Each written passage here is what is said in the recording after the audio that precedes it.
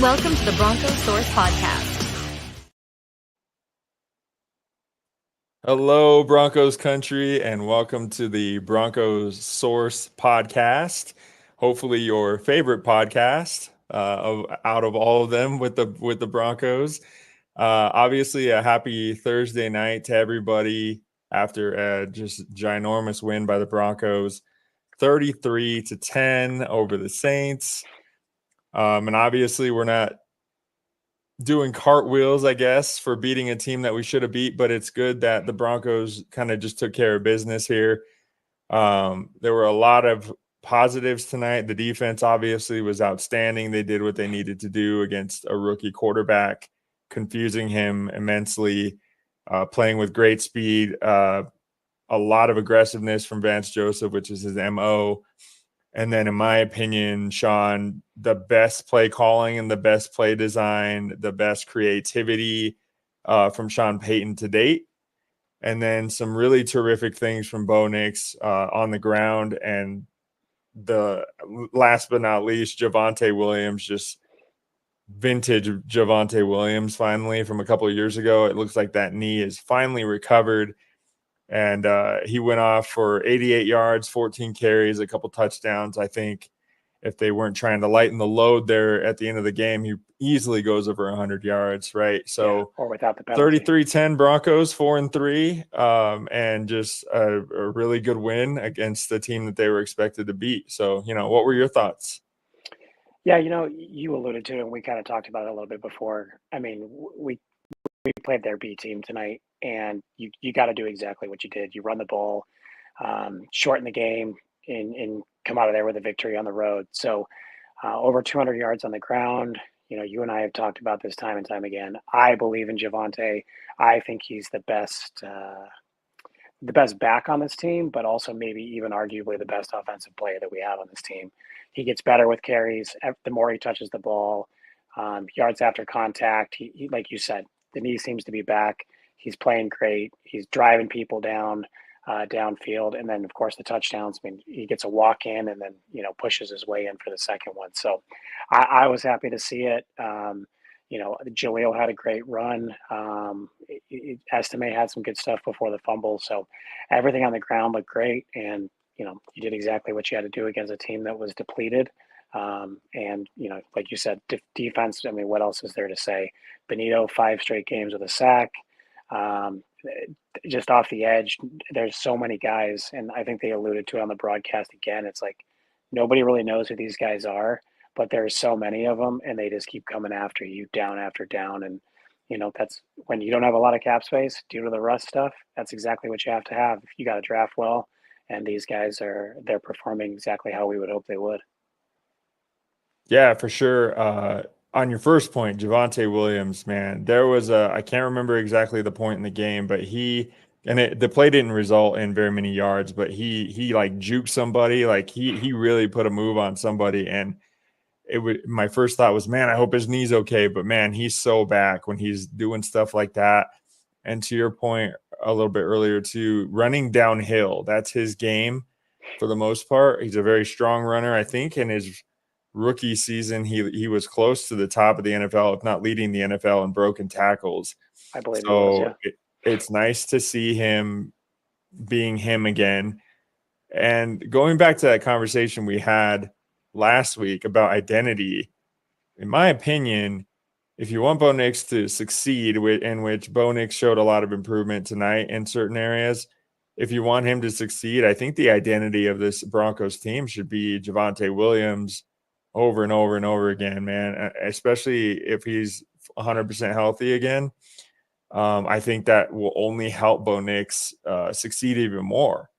And we talked about just needing an identity for this team. And I think going into every week knowing that, okay, Javonte, Estime, and Jaleel, this is our identity. We're going to run the football.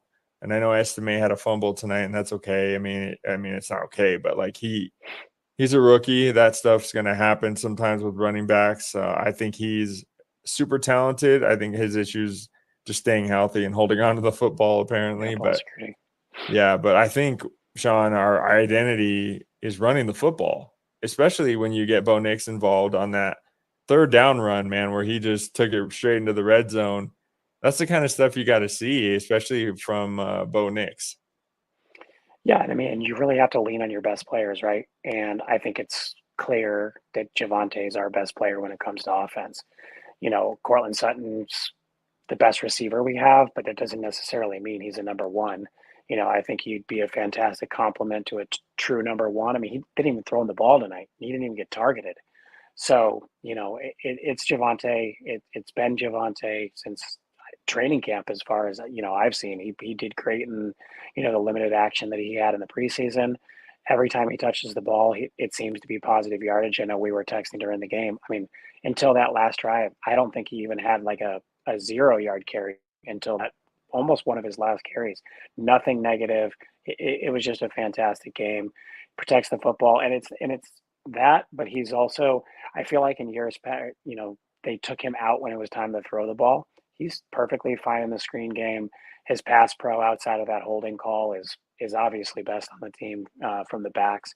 I don't really see a whole lot of reasons to take him off the field other than change of pace stuff, which I think is perfect for McLaughlin. You give him a handful of carries for change of pace type stuff, try to get him out of the backfield, get him in space, just like they did tonight. That pitch, perfect. He gets a great, I think it was like 15 yards, whatever it was. That's exactly what it needs to be.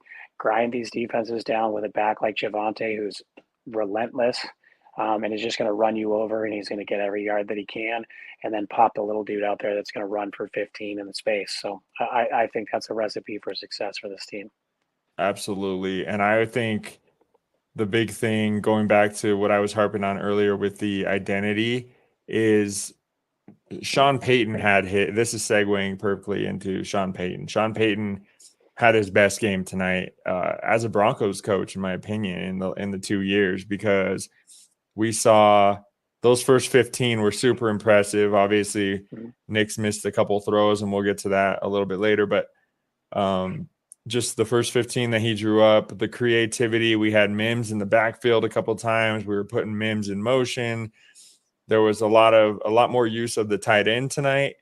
I think Kroll had 3 catches tonight, and it's just like, it's nice to see the hints of that offensive guru that we were sold, the offensive guru title that we were sold from management when they brought this guy in. And I think adding more talent to this offense, you're going to see him open things up a little bit more. I still think the training wheels are on a little bit when it comes to Bo Nix. A lot of quick passes in the flat, specifically screen game to the wide receiver or to the running back. Obviously, those are safe play calls and they work for the most part. But I still like to see us open things up. But we still have personnel issues. And I was reading earlier this week that the Broncos had the lowest separation rate in the NFL. So obviously that will create problems for a rookie quarterback. Yeah, and you hope, obviously, games like this with Sean Payton become the norm and aren't the exception. We've had the Tampa Bay game and this game, so 2 of 70 games where we could be super confident about the play calling, the first 15, things like that. We talked about that last week. But it's really, into your point about the short throws, but when you're running the ball well and you're not behind the sticks, those aren't a problem. In these other weeks where we're second, third, and 15, and you're throwing under the sticks and you're punting the ball, those throws don't work. But when you're ahead of the chains, you're running the ball effectively, those things, they work out. You can throw 4 yard passes, you can do those types of things, and you're getting first downs instead of punting the ball away, 3 and outs over and over and over like we've seemingly become accustomed to. So I agree. I like the play calling. I think everything worked well. We moved the ball every drive. I think we punted 3 times today. We got bailed out on Tyrann Mathieu. That's why certain players play defense, because they can't catch the ball. Because we super got bailed out on that and got a gift at the half for an extra 3. But I think and we kind of talked about it before too. When we play the Chiefs and when we play the Ravens, those drives can't be 3. They've got to be 7. So as awesome it is to get this win, and deservingly so, we got 2 weeks to get those things right. Yeah, and I think that kind of leads us into the conversation about some of the mishaps tonight, right? On that first drive, we've got a touchdown. We got 2 guys open. And it's just a concern with Bo Nix. If he doesn't have his feet set, then he's flat-footed, right? It's one or the other. It's never really in rhythm. And Kirk Herbstreit pointed out a couple times during the game that when he is in rhythm, when his feet are set, he's really accurate. So there were hints of that tonight. There were more hints tonight of him being able to be more accurate down the middle of the field with a couple throws to Lucas Kroll, who had 3 catches for 41 yards, by the way. But obviously there are still growing pains with Bo Nix. I would like to see incremental growth from him from week to week. That may be a little unrealistic just because of the surrounding personnel and the fact that they have very low separation rate at wide receiver. But it was nice to see Lucas Kroll get involved. Maybe he can get more involved as the season goes on and become a safety net for Bo. But you just have to wonder a little bit, like, is there focus on the footwork? Is there focus on, the shoulder flying a little bit and those balls sailing on Bo? I'm sure there is. And, we're not NFL players. We've never been NFL players. We're not in those rooms. And you have to believe that Bo Nix, who's been around football his entire life, knows that these are problems. And Herbstreit kind of alluded to it tonight where he was talking about Bo Nix, his processing speed, right? So, like, if he gets off his first read, then he gets a little panicky, which leads to his feet being a little panicky. And so, like, I think it's just a matter of him feeling more comfortable in the offense. And let's not discredit him. This is a very complicated offense with a lot of different personnel groupings and not a lot of talent to run those personnel groupings. So that is something that we'll have to watch. But I'm hoping, Sean, and let me know what your thoughts are, just to see incremental growth and improvement in Bo's game every week, whether that be 1 throw here or 2 throws there kind of thing. We know he can run the football. We know he's dangerous in the open field. I think the Broncos need to explore that a little bit more. But I just want to see improvements in certain areas. What would you like to see from him and maybe just other people in the offense? Yeah, so I mean, Bailey and Franklin looked a lot better tonight. I thought they were open more often. They caught the ball when it was thrown to them, which it seems like an obvious point, but based on the catch in the end zone for Franklin, maybe that's not as obvious as it should be. But the big thing with when you talk about footwork and where he's missing, like the one that Matthew dropped to me, I think that was to the front receiver and that ball sailed. And I feel like a lot of these misses they're sailing on them. They're coming over. And when you miss high, that's when interceptions happen. And, luckily for us, it was a drop. But I feel like when he misses, I guess it's one of the two. He's it's the shoulder and it sails and it's an interception, or it dirts it and it's short. Mims should have caught that pass. It was short, in my opinion, but extremely catchable ball. He should have caught the ball. Bailey dropped one on that drive too, so that kind of stalled us for a field goal. But it's either frustratingly short or way too high when he misses. But and like you said, when Herbstreit was talking about, I think it was a rollout to the right, perfect pass in rhythm. Those are going to be the things that I think he's going to be most effective at this year. And as the personnel improves, and you add with the cap space and things we have moving forward, coming off that first read, maybe your number 1 receiver is open. If Courtland Sutton is still here, as a number 2, now you have confidence. You have confidence in Sutton. He's your number 2 receiver. You have that guy at number 1. It's probably something that we'll see improve, but rolling out of the pocket, getting those feet set, driving the ball, to the mid and outside of the field, I think will probably be maybe as good as we get this year, but that might be all we need with what we have right now. So. Yeah, this to your point, this defense is outstanding. So if we can get just something from the offense, just what's the word I'm looking for? Just solid, I guess. Solid play, get us 20 points, and I think we're going to win a lot of games. Yep. Because this defense, flip the field. Yeah, man, flip the field, exactly. Just give us average offense. You know what I mean? if you can give us 20 points a game with this defense, I think we're going to win a lot of games. And, that leads us into the next thing is, they were playing a rookie quarterback, of course. They had Rashid Shaheed out. They have Olave out. They have the tight end. What's his name? The tight end quarterback. Spacing his name.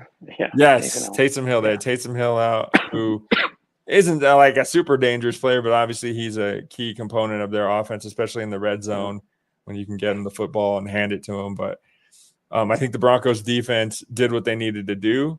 And I think it would have been easy for a lot of defenses in this case to just not show up on a Thursday night on the road against a team that doesn't have all their players.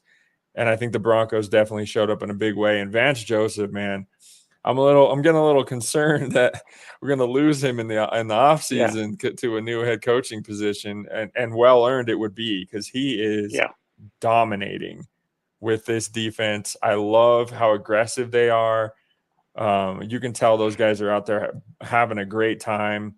The cohesiveness, everyone knows where their assignments are, and just everyone likes to talk about it, right, Sean? The 70-point game against Miami last year. What a blessing in disguise that has been, because it caused Vance Joseph to look inward and see what needed to change. And man, has he changed it.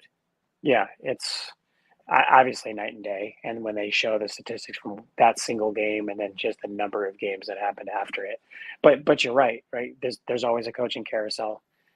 If they put up numbers like they are for the remainder of the season, if he doesn't even get interviews, I would be shocked.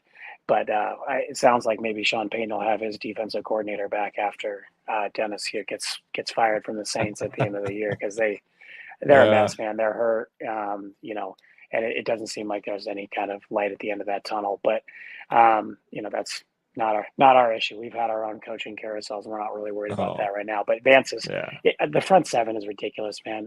99% of casual fans in the NFL have no idea who any of those front seven people are, and they are just absolutely dominant. Sacks, pressures. What used to be such a major issue for us in run defense is such a strong point now, with Roach and Allen and DJ. Those guys are just killing it. And then, the secondary is so young. And I mean, if they're as good as they are now with Riley Moss and Surtain, Brandon Jones looks fantastic. And Barton today, what that dude was out of his mind. And Sternad looks great too. So it's like, I love to see it, man. I think it's super fun. It's just, I don't know how else to describe it. They're a fun bunch to watch.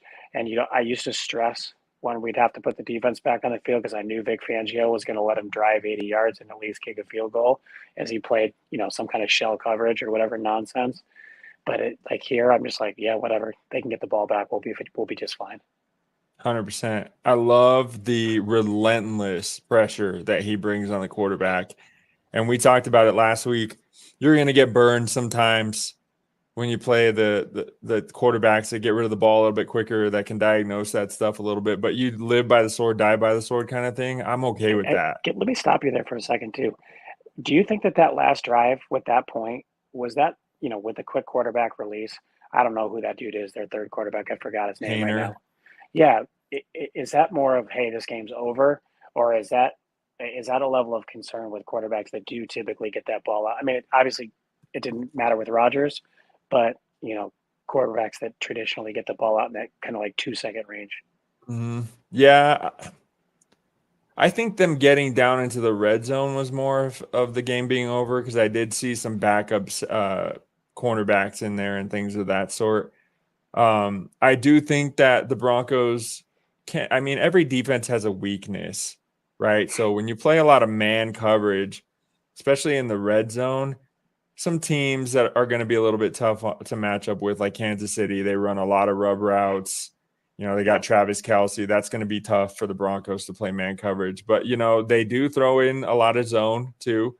I'm not quite sure what the percentage is. Yeah, but they did it tonight because Surtain was out, and that worked just as well. So, yeah, I don't think it'll be too big of a concern. I do think the Broncos, obviously, if you're looking at the odds, are probably going to get burned a couple times doing that. I think what teams will probably try to do too against man coverage is try to beat the Broncos downfield. We saw the Raiders do that quite a few times, or try to. I think that was their game plan. And so that'll be something to watch. But if there's a team that can handle this, it is the Denver Broncos. They got 3, 4, 5 solid cornerbacks, and Abrams Drain isn't even playing yet. Yeah. So you think about that. You think about the fact that Drew Sanders isn't even playing yet. If the Broncos can ever decide if they want to put him inside or outside. Yeah. But that guy's an athletic freak. And then you got Riley Moss balling out. You know, the guys that are already on the defense are just having crazy good years. Yeah. Riley Moss, Brandon Jones, Zach Allen, Benito, to your point. Yeah, dude, they're really, really good. And Vance Joseph has us going in the right direction. So with that being said, Sean, what are your thoughts moving forward into the Carolina game? And then maybe we'll talk a little bit about the next 2 games after that too, because those are going to be the test. Yeah, I think the thing you have to be careful here is, one, you got a long week and you're playing the worst team in the NFL. So, you have to win this game. If you have any intentions of making the playoffs this year, because just like you just said, you probably it's going to be a stretch to beat Baltimore and or Kansas City. So you got to have this game. You got to come out of this game, and after those 2 games, you at least be at 500 when you get a relief for some of the teams behind it. But you just can't sleep on this Panthers team. You saw what happened when Andy Dalton first came in, and they jumped on whoever they played. I can't even remember who it was. The Raiders. Oh yeah, and they came in and probably they slept on them because the Panthers are horrible, and 100%. they came in and they smacked them. So you just can't allow that to happen. I don't think that we will allow that to happen. I think we're too good in too many areas. But it is, that's the only real concern on 10 days. Yeah. It'll be interesting to see if Andy Dalton is still the quarterback or if Bryce Young is the quarterback again, or, the Broncos may have to try and prepare for both quarterbacks in this situation because we don't really know what we're going to see there. But yes, there are some, obviously, just like on any other team, there are talented players on the Carolina Panthers. So Robert Hunt, Chuba Hubbard, JC Horn, of course, all this stuff depends on health. Andy Dalton is a more than capable NFL quarterback at times still. So those are things to watch. I think Adam Thielen will still be out for this game. I think it'll be the 4th game of his IR stint. So that would be okay with us. Gets hurt too. Yeah. But, they have Josie Jewell, former Denver Bronco. Ejiro Evero is going to want to come in and make a statement against his former team. So there's some things going on here with the Broncos. But I think you're right. We can't have these starts that we've been having at home. And we were talking about it earlier during the game. It's like, I wish we played every game on the road. Like, we just come out like gangbusters on the road, pretty much every week. Against Seattle, we had the opening play or opening second, it was the second, third play of the first drive, right? We picked off Gino. Yeah. And then, Tampa Bay, we just jumped on them right away. And then, this one, we're jumping on them right away. So, I think the Broncos just need to find however it is that they're starting these games on the road and bring it to home, especially against a team like Carolina. And, they do have talent on that team, obviously, just like any other NFL team. But this is a team that you jump on them in the first quarter, 10-0 or something like that. They're gonna roll over, in my opinion. Yeah. So, looking forward to this game. Hopefully, Surtain with the long rest will be able to come back too. So that'll be nice. So we're all banking on a Broncos win here, right? So moving forward into the next 2 games and not delving too far into the season. After that, it's obviously the meat, if you will, of this schedule, going to Baltimore, going to Kansas City. Thoughts on those games, and will the Panthers game be something that the Broncos look over in anticipation for the Ravens? I mean, it would be super easy to do. And any of us that have been at any level of an athlete, and this team that it has no business beating you, followed by arguably the 2 teams that might be in the AFC Championship game. So I think it's hard to not think about those. But Sean Payton's a vet. He's going to. I think he'll have them ready. Um, Looking at those games, it's going to be: are you for real this year? Are you going to sneak into one of those bottom wild card playoff teams, or are we just going to be a mid-round draft team? And so, I think it depends on not just maybe win or losses, but if you're competitive in those games, because you're going to see the Chiefs again. So, I think as long as you're competitive, I think it'll still be positive. But you just really have to win this game. We have to get a W against the Panthers, or you're 100%. likely coming out of that stretch under 500, and then we're back to talking about another lost season. But a win against the Panthers, hey, maybe the Ravens overlook you. You don't know, and so if we can grab one of those, we beat the Chiefs once last year. All we got to do is split. So, those are the things that you when you strategically have to pick the games where you think you're going to win. If we can steal one of those, we're in a pretty good place. Yeah. I think I'm a little bit more concerned with the Baltimore game than the Kansas City game, just from the standpoint of familiarity with Kansas City. And we always play them so well, especially on defense, right? So it's a matter of just scoring some points against them. But I think we frustrate those guys. I really do. I think Vic Fangio, Evero, it doesn't really matter. Vance Joseph, we just play good defense against the Chiefs. Yeah. And I think what scares me about the Ravens game is they're 1-7, 1-8 in Baltimore. They've won one game there ever. Yeah. So it is a house of horrors, number one. Number two, the fact that the Broncos play so much man defense, it is their identity on defense, is along with blitzing. That's something you have to watch a little bit with Lamar. Yeah. So when you're playing man coverage, no one's really there to watch the quarterback. And so I do think the Broncos will have to that might be one of those games where you might have to concede some drives and let that, like the Vic Fangio shell coverage thing that you were talking about earlier. Maybe you just contain Lamar and shut them down in the red zone. But that's something that we'll get into more as we get into the later games of the season. After we take on Carolina, we'll be seeing the Ravens for sure. But something, to end it here, we're in a positive position. I don't think anyone thought, especially including myself, I didn't think we would be 4-3 at this point in the season. We're obviously in playoff contention for a wild card spot. I think the loss last week hurt us a little bit as far as chances of winning the division, because you would think that Kansas City likely will be 8-0 going into that game against us, and we probably needed to be 6-2 to go into that game and have a chance to take care of our own business.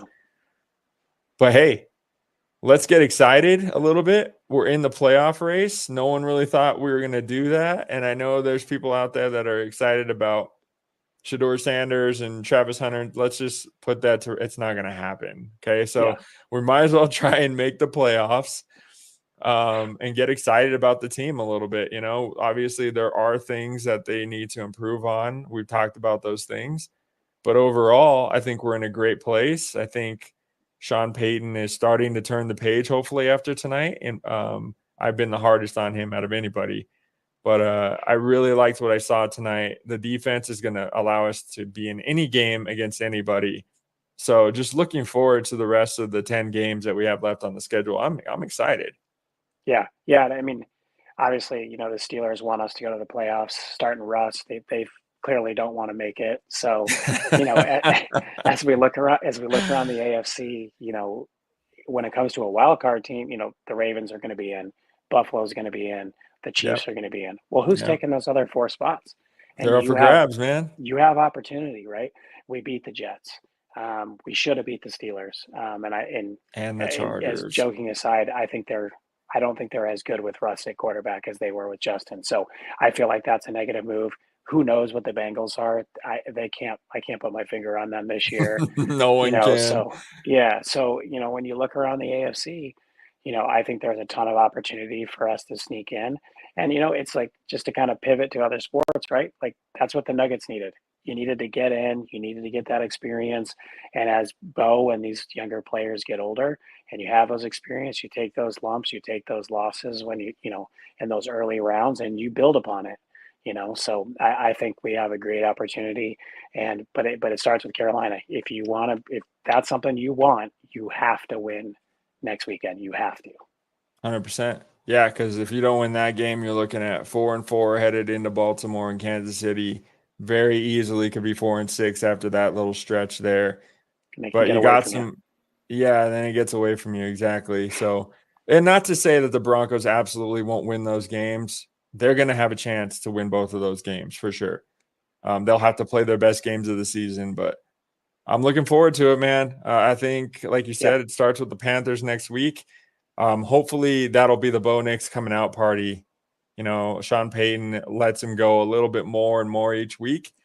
And maybe Lucas Kroll starts making a huge difference, in the middle of the field, and maybe that opens some things up. But I think we're on our way. I think things are exciting. And I think Broncos country should be right there with us. And we'll be talking to you guys next week after the Panthers game. Not sure if we'll be going live or if we'll do just a recording here like we're doing right now. But we'll look forward to talking to you guys and hearing from you next week. And until then, go Broncos. Go Broncos. Enjoy the Good long night. weekend.